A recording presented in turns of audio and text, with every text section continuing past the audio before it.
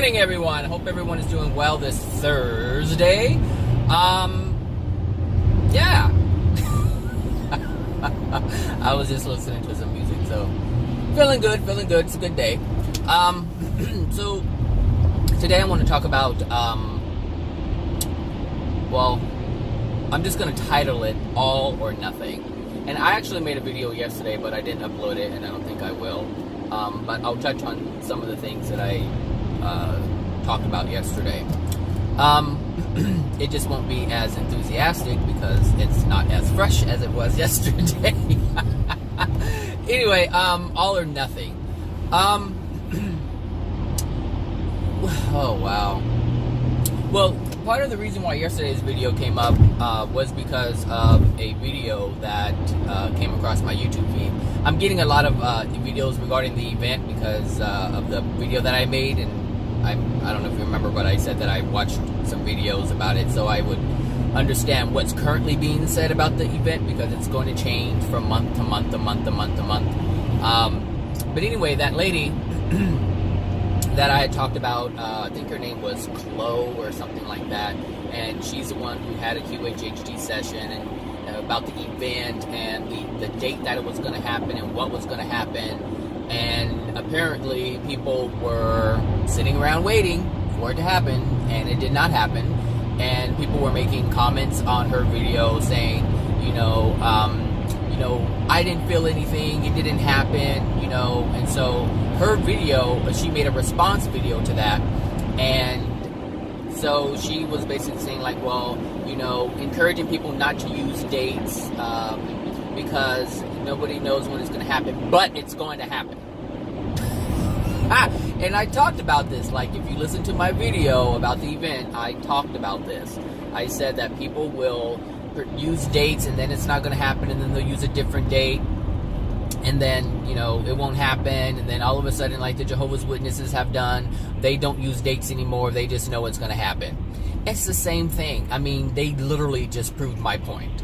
And so she was on the defensive, saying she doesn't care what people say, and it's going to happen, and just don't use dates because we don't know the exact date. And I'm thinking, this should tell you that nasty fumes. This should tell you that the information that you're getting from these so-called higher dimensional beings through these QHHT sessions don't know shit. That should really tell you that, because if you're believing them, you're believing everything that they say, all the information that comes through, and they're giving you information, and you're going or living by that information and hoping and banking on that information, then it doesn't happen, and then you still want to believe it. That should tell you that you don't care anything about truth. You only care about what you want to hear. And so for most people, it's all or nothing. All or nothing. And this is one of the issues that humanity is facing right now, and has faced for thousands of years.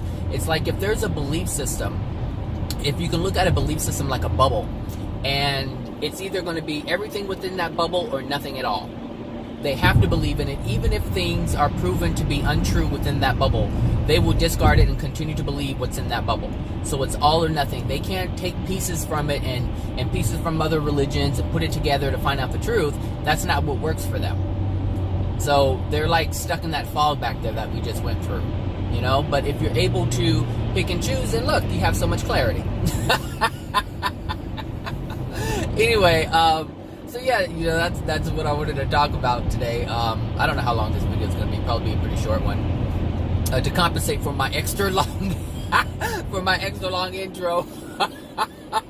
That stuff was long for even myself. I was like, oh my gosh. Anyway, I'll probably change it later. But so another reason why this came up yesterday is because a lady had emailed me through my website, and she did that because she came across my Why is QHHT Dangerous video, and she wanted to get some more information because she was planning on having a session done, and I think with a family member of hers, and so she wasn't sure. And one of her fears is spirit attachments. Like, she is afraid because she doesn't want anything attaching to her through these sessions. But unbeknownst to her, they're already there. They're already attached. That's a fact. If she's going in for some type of healing of any sorts, then that means that she's experiencing something. And that's from her emotional injuries. Well, these spirits, they don't care. Not all of them, but the ones who have degraded soul conditions, they don't care. They just find someone they can link into and use them in different ways, whether it's from their own personal experiences that the person in the physical body is having, or the influence that the spirit, the influence that they have on the person in the physical body to do things so that they can get an experience. Or, it could be that they feel that they're protecting them because they had a similar emotional injury, and they feel like if they're there, then they can, influence them to respond in a certain way to protect, so that they can protect themselves. So spirits do it for many different reasons. And the thing is, if you know how people are here on Earth, then you know how spirits are. It's the same thing, because that's who they are. They're just people who were once here in a physical body, and they're no longer in a physical body. They're just in their spirit body. I like this color of this car. It's like orange color. So yeah, if you want to know about spirits, learn about people. If you know that people can be sneaky and conniving and manipulative, then you know about spirits. It's the same. It's the same thing. The same people. If Grandma Julie was alive a year ago and she was a mean, spiteful person, then Grandma Julie is still around being a mean, spiteful person. It's no different. So, that can happen too. Family members who don't like you or always hated you, and you knew that they hated you, and they would try to sabotage your life, by controlling this and that and the other. They can still do the same thing in the spirit world, and they have actually more ability to do that because you don't even know they're there. You can't even defend yourself. Well, you can defend yourself, but you don't even know that they're there. You don't even know that you have to defend yourself. You don't even know that you should be defending yourself from these spirit influences. And the picture in my intro with the dark spirits, the spirit attachments, I don't know what I call them, but there's a fist and there's also a hand. Like, you need to know how to protect yourself from these spirits. You know how to protect yourself from people. Well, some people know how to protect themselves from people. If you know someone who's negative, you stay away from them. If you know someone who's violent, you stay away from them. You know how to defend yourself, how to protect yourself, your soul. How to not allow emotional injuries to enter you. How not to or how to protect yourself from emotional or feelings of rage from other people. Like, you know how to do this, but the only reason why you know how to do it is because you're interacting with it. But people who are spirits, you can't see them. You don't know that they're there. You don't even know that most people can't even feel the ones that are with them now. I know, I don't know all of them that are there, but I know when a spirit is trying to influence me to do something.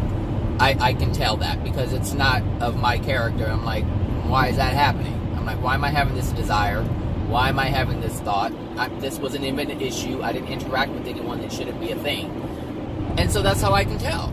If you don't want to do something, like if you don't want to do something and you have a feeling like you want to do something but you know it's wrong, you shouldn't, and you're like, why am I having this thought? It's because a spirit is influencing you. And the thing is, you can tell. It's really easy to tell. But in order to tell, you have to know that it's even a thing. So anyway, back to this lady who emailed me. So I sent her some information because she wanted to know more. So I sent her some videos of actually AJ explaining the spirits and things like that. I sent her the ones about how the channeling where spirits were actually healing, because this is what she was going for. So I sent her the actual channeling of spirits talking about how they heal people, and also for them to, when they understand that what they're doing is unloving and it's also degrading their soul, and they're not actually helping the client.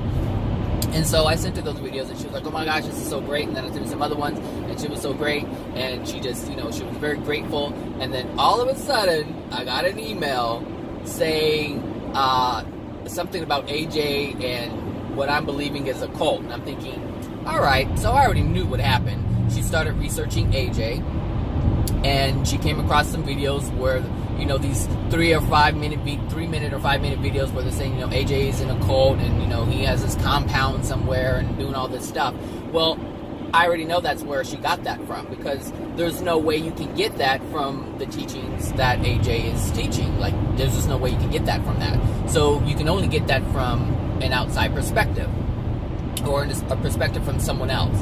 And so I was sitting there, I was like, this woman, she was listening to this stuff, and she was like, oh my gosh, this makes so much sense. It gives me more clarity, that I can completely understand what's being said. And so she was understanding it, and then all of a sudden someone says cult and Jesus, and all of a sudden she discounts everything. And so for her, it's all or nothing.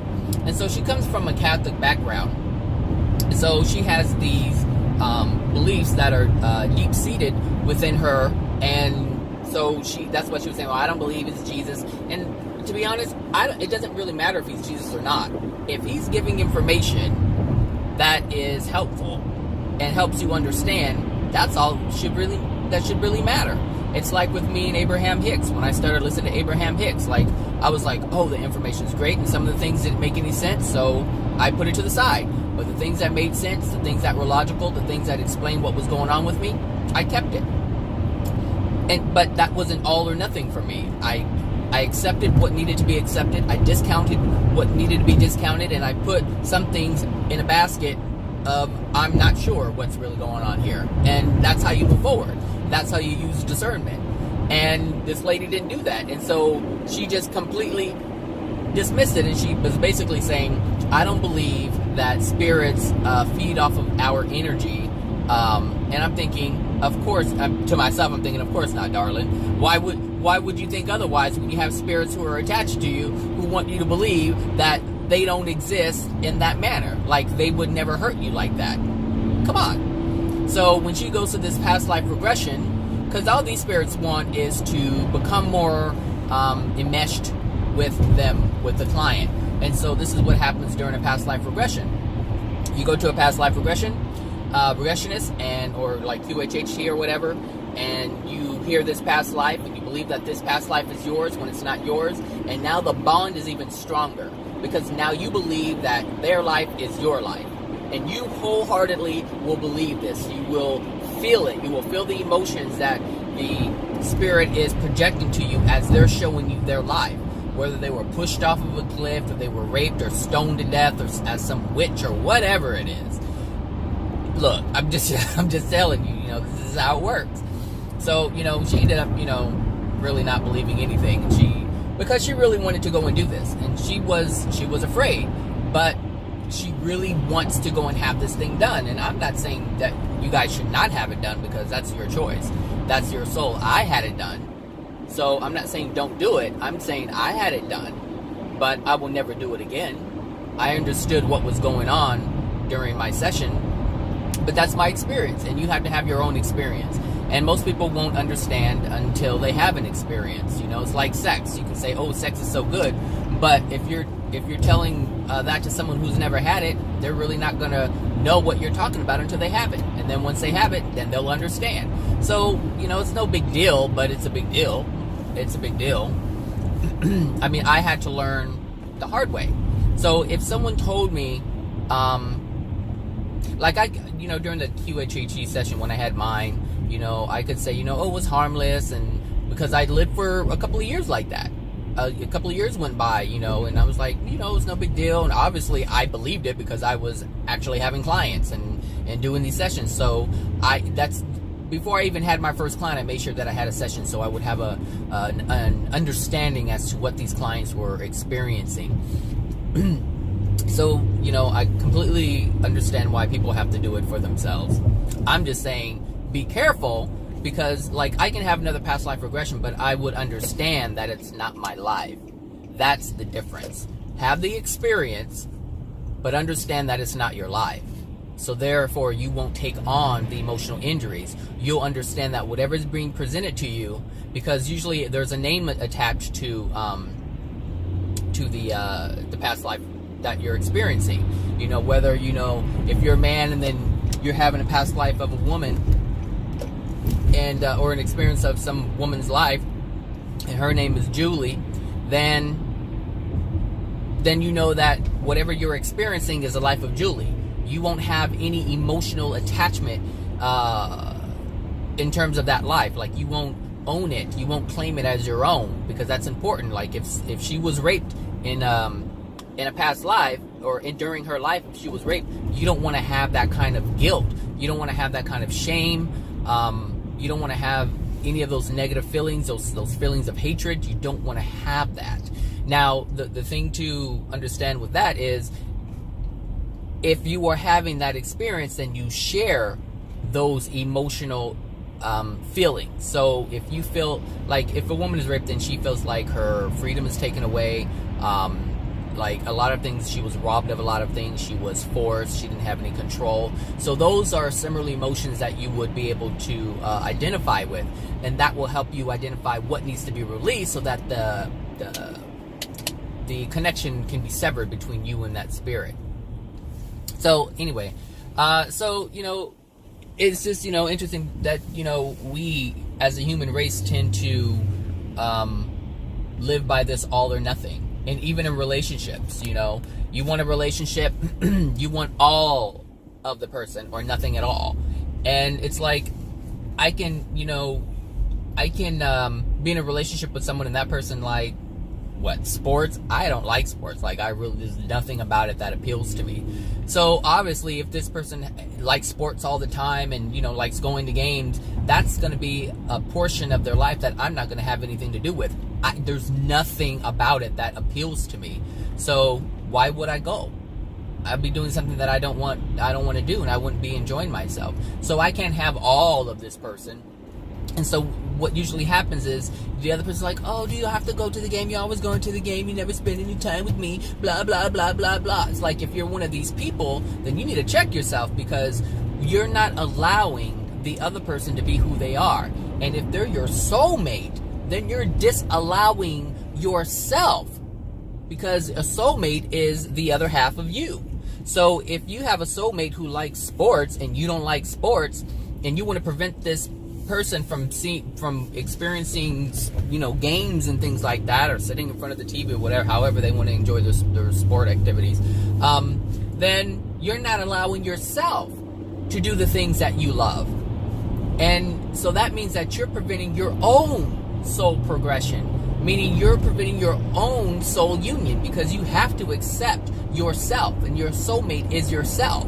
And I know most people don't understand, especially if you're new age. You just think it's your twin flame, and you know, this is your soulmate, and then you go through 8 of them, and you, 8 soulmates. You're like, oh, this wasn't my soulmate. Oh, he's an asshole. He's not my soulmate. Oh, this one's my soulmate. You know, so whatever. You can go through a dozen of them, but it doesn't matter. My point is, if you disallow someone else's happiness, then you are out of harmony with love. And so there's no way you can be happy. And this is the thing. Anytime you prevent someone from, or attempt to prevent someone from having their loving, joyful experience, the consequence to that, part of your consequence to that, is your misery. Because you're going to be frustrated that, it's cold as hell in here. You're going to be frustrated that you cannot control that other person. And you're not supposed to control anybody else. That is a violation. You don't want anybody controlling you. So you're not supposed to control. That grass smells good. Someone just cut it. You're supposed to allow others to have free will, just like you want to experience your free will. It's our personal gift that the Creator has given to us. But if you're trying to shut that down and control it and have them do your will, you're going to get frustrated when they don't want to do it. And that is the consequence, your own unhappiness.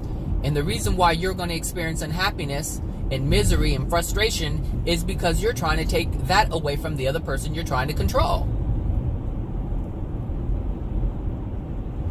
So I had gone on a date about, I think it was last Friday or something like that. And oh my God, I was being challenged.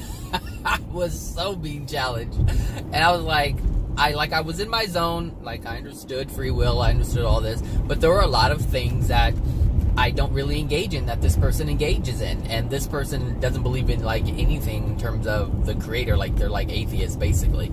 So that was interesting. I was like, okay, well, you know, I can't force anybody to believe that there's a creator. I can't force anybody to know or believe anything. All I can do is be thankful that I'm aware of what's going on. I'm aware of what has and who has created us. You know, I'm grateful to know these things. But I can't control anybody else. I have to let that other person come to the realization of what is on their own. And so in that manner, in that respect, I was being challenged because something was being presented to me that was completely opposite of who I am. And I had to accept that. I could not, there's no way I could fight that at all. I couldn't be angry about it. I couldn't be disappointed about it, because no matter who I end up with, I have to respect the free will of the other person. Even if they're doing bad things or things that are hurtful and not kind to others, I have to accept that. I don't have to condone it, but I have to accept where they are. And then I have to make a choice, you know, as to whether or not I want to continue to talk to this person. Because if things are so far out of harmony with love, I can't be involved with that. Meaning, I can't be involved with it because it may affect me in a negative way. And so I have to love myself enough to not put myself in a position that's going to be harmed. Does that make sense? I don't know why I say does that make sense, as if you can really respond. I mean, you can respond to the comments, but you know what I mean. Anyway, so yeah, be careful with this all or nothing thing.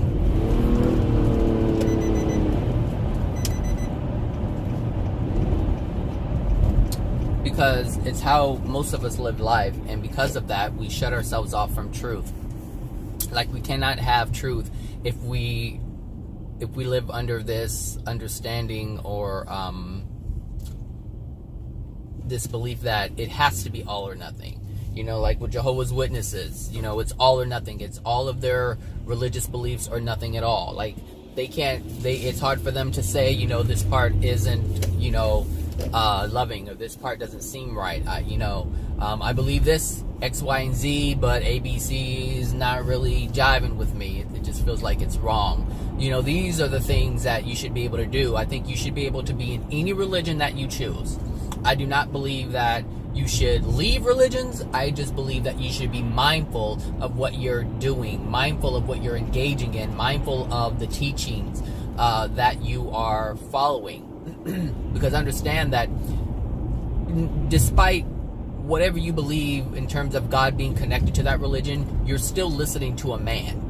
Whether it's a priest, a pastor, a preacher, or whatever, a guru, it doesn't matter. They're still man. Even my words, I'm still a man speaking to you. And so there are some things that I may say now, but like if you go back, I actually deleted some of my old videos because of the way I was understanding things. And so I had to go back and take that down so that I wouldn't continue to mislead.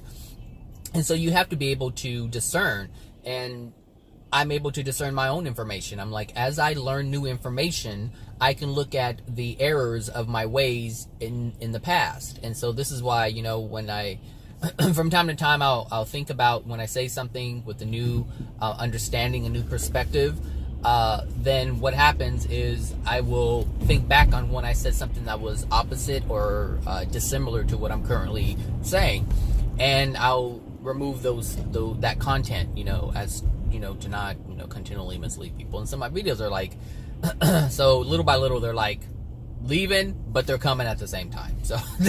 So you know, there's just this self-awareness thing going on, and it's really important that you have this. It's really important that you be able to determine, you know, what is accurate and what is true and what isn't. So yeah, all or nothing. Oh man, that's a hard one, because our society is based on that. You know, it's like you go it's like, you know, if you even go to what was it? I went to some place, and they were having like some special, and they didn't have everything to fulfill that, and so they wanted me to pay full price but get less, and they're like, oh, but we can't reduce the price because it's all or nothing. But I wasn't getting all. I was only getting part of it, but it's the mentality that we have. It's like it has to be this or it can't be anything at all, and it's like that one, what is that one, what is it, there was a movie, and then they associated it with President Bush. It's like, if you're not with us, you're against us. And go, come on now. Oh gosh, if you don't get in that far lane, I'm gonna have a fit. Look, I'm already having a fit. Jesus.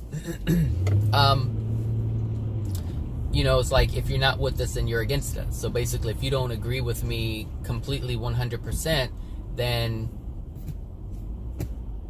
bye. It's like, and that's how most people feel these days. It's like, well, if you're not going to support me in everything that I do, then kick rocks, and that's not the way to go. That's not the way to go, because basically what someone's asking you to do is support all of the unloving things that they do. It's like, you have to support all of them. And no, you don't have to support everyone and everything that is going on in their life. You don't have to support and condone anybody's, unloving behavior. And if that's the ultimatum that they're giving you, then do yourself a favor and kick rocks. Just do yourself that favor. Leave. So if you're in a relationship and they're like, you don't support me in this and that and the other, if it's unloving, then let them know, I can't support that. I love you.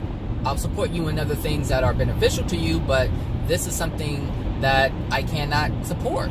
And you have to be able to say that. You have to be able to do that. Because you have to maintain your own integrity.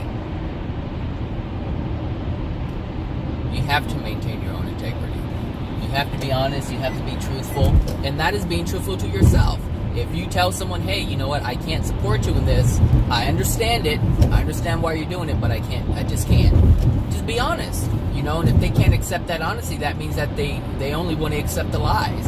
And that means that they're only trying to build a facade and live by that facade, and they don't want to have anything to do with truth. And if you're on a path to truth, if you're listening to these videos, then you should know by now that I'm only talking about truth. I'm only talking about love. I'm only talking about integrity. I'm only talking about improving your soul condition. That's what I'm talking about. I'm not talking about, being mean and disowning someone. No, I'm talking about loving yourself first and understanding what love is, understanding what truth is, and understanding the benefits of it. Trust me, my life is completely transformed. I'm not saying that I'm perfect. I'm far from that, and I don't even think that there is a state of perfection. Because if we're constantly learning, and we're constantly, because to be perfect and this whole all-knowing thing, it's like we're never going to know everything. And so I had to accept that. There's no way I'm going to know everything. And that's a beautiful thing, to not be able to know everything, because it's like this.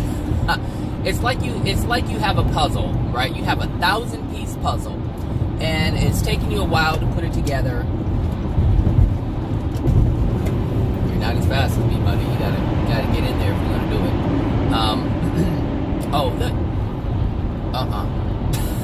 They almost got smashed by a trash truck. Anyway, if you have a 1,000-piece puzzle and you put it together, and during your your journey and putting it together and seeing what the picture is and looking at your work and look at what you've accomplished and look what you've learned and all these different things, once you're finished, you're like, now what do I do? And if you picture the puzzle, because life is that puzzle. Life, your existence is a huge multi-billion piece puzzle. And if you put it together, what are you going to do if there's nothing else to do? And so it's really kind of boring to take the puzzle apart and do it all over again, because you've already had the experience of it's just the experience isn't going to be the same, and it's going to get kind of boring. And so this is why I believe it's so amazing that I am where I am as a soul, And I know very little, because that just leaves so much room to learn and so much room to explore new things and find new things and just, have first-time experiences. Those are the best. First-time experiences are the best. They are the absolute best. You don't want a regurgitated experience. Like, the first time you go on that roller coaster, it's like, woo, it's fun. And then you get on it, but you already know what to expect. And yeah, you can try to scream and wave your hands in the air to make it a different experience, but it's the same experience. And so it's not going to be as thrilling as it was. There's some things that you can like from it. There's some things that you can enjoy from it. But that doesn't mean that it's going to be that first time experience again. So I'm grateful that my soul is only 41 years old and I know very little. Because that means that there's so much more to experience. Like my soul condition is, I'm guessing it's in the don't do it. I'm guessing it's in the first dimension. But there's many levels within the first dimension, and so there's different areas that I can experience within the first dimension. Not to mention the second, the third, all the way up to the 36th dimension. Like, there's so many different things. And like that video or that audio that I had posted on the YouTube about the six dimensional spirits needing assistance. It's like they went through all the other experiences or went through all the dimensions, and they were in the sixth, but they could not get to the seventh. Like, they could get to the gate of the seventh, but they couldn't go beyond that. And so there was something that was there to or more to be experienced for the first time, and so this is what I'm talking about. Like, this is what excites me about life, not just life on earth, but just life period. Like our existence, our experience, like our consciousness and everything about it. Like, everything is so amazing that we get to have these first time experiences, and there's so many of them, and we're not gonna ever reach a point where we're not gonna have first time experiences anymore. We can have recurring experiences if that's what we choose, but we don't have to do that. And most people, if you really think about it,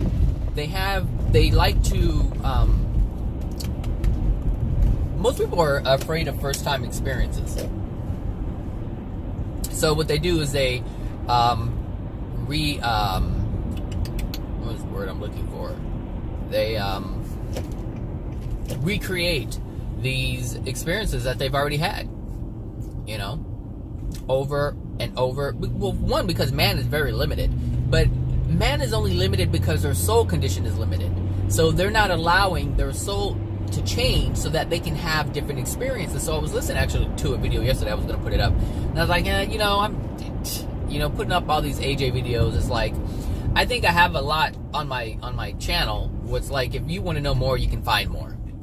I can continue to give information, but that doesn't mean that anyone's going to really accept it. And not that they have to, but it's like, if people want to know more, they'll find more. Just like myself, I wanted to know more, so I kept searching. Whether I was listening to the Pleiadians or Abraham or Bashar or Cryon. Cryon was a huge one. Cryon was huge. Like, I listened to Cryon all the time, like video after video after video after video. I was just watching these videos of Cryon.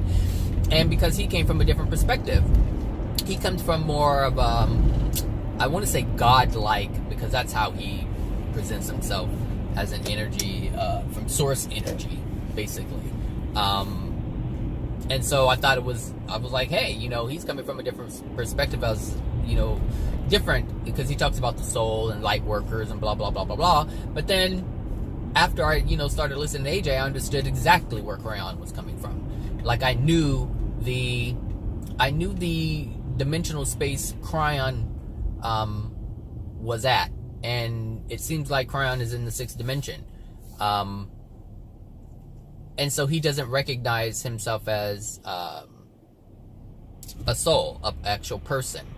And this is interesting, because AJ was talking about Buddha, and Buddha does not see himself as a person anymore. He sees himself as connected to energy. And so he sees himself as energy. He doesn't see himself as a human soul.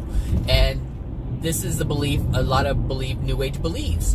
And so they see themselves as energy, pure positive energy, as Abraham says.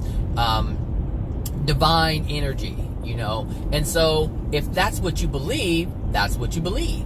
And so if you know, if you believe this is who you are, and so when you listen to Cryon, you have an understanding as to what his belief system is now and what it was before that allowed him to believe what he's currently believing, and which allows him to connect in the way, or present in the way that he presents, as this source energy, as being a part of God energy.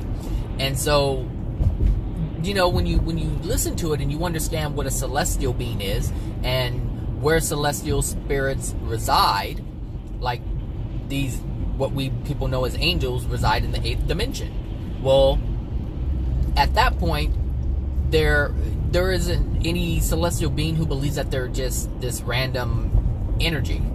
They believe and understand. It's like they know, they own their truth. And so Cryon isn't owning the truth. There's something that he's disconnected from, which is the soul of who he is. Like, he's disconnected from his soul. He doesn't see himself as a soul.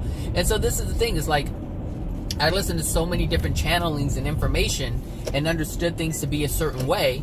But I always had questions. I was like, well, how does that happen? You know, because this is one thing about these channelers, is they can give you information, but they cannot explain what they are telling you.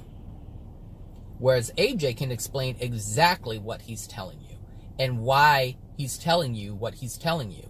And he's been able to explain all the questions, or answer all the questions that I had about these channels or channeled entities. I was like, where did they come from? How did they do this? How do they do this? And he's explained it all of it. And not like I wrote to him and asked some questions, but just listening to his seminars, and the people actually have questions, you know, about it. But, you know, it's just, you know, if you want to know, you know, if you want to know truth, you have to get away from all or nothing. You have to get away from it.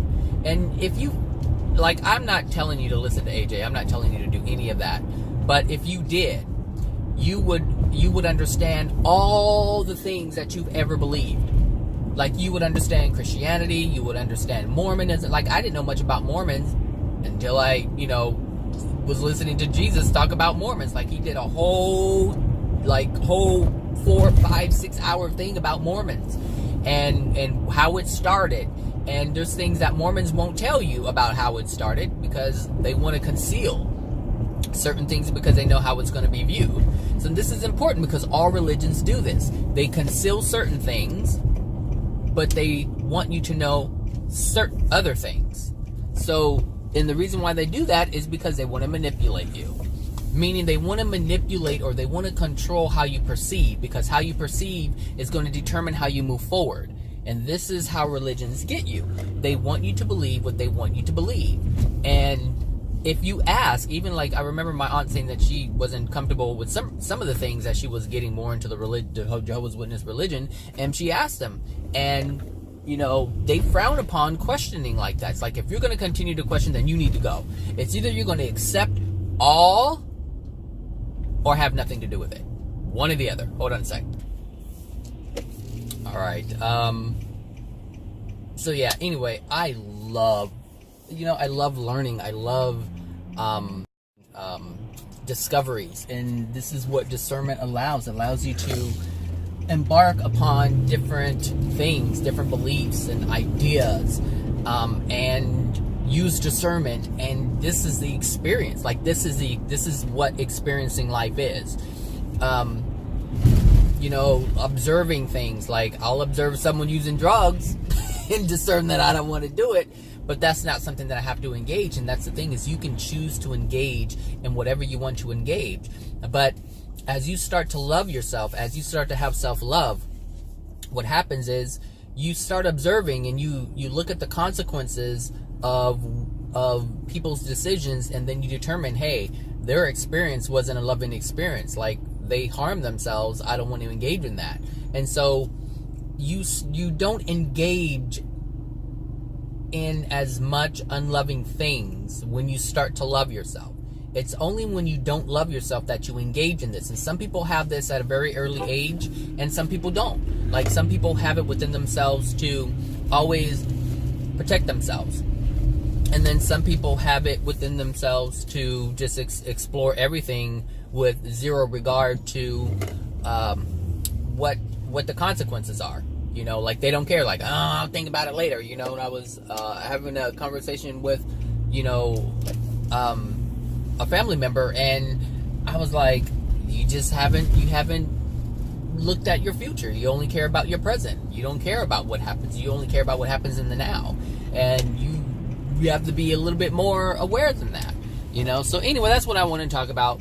You know, try to detach from this all or nothing thing and allow yourself to be open to other things so that you can have a well-rounded experience. So,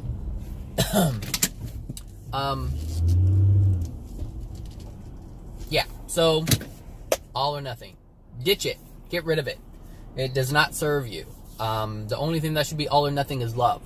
And until you finally realize what that is in its entirety, you're going to have to use some discernment.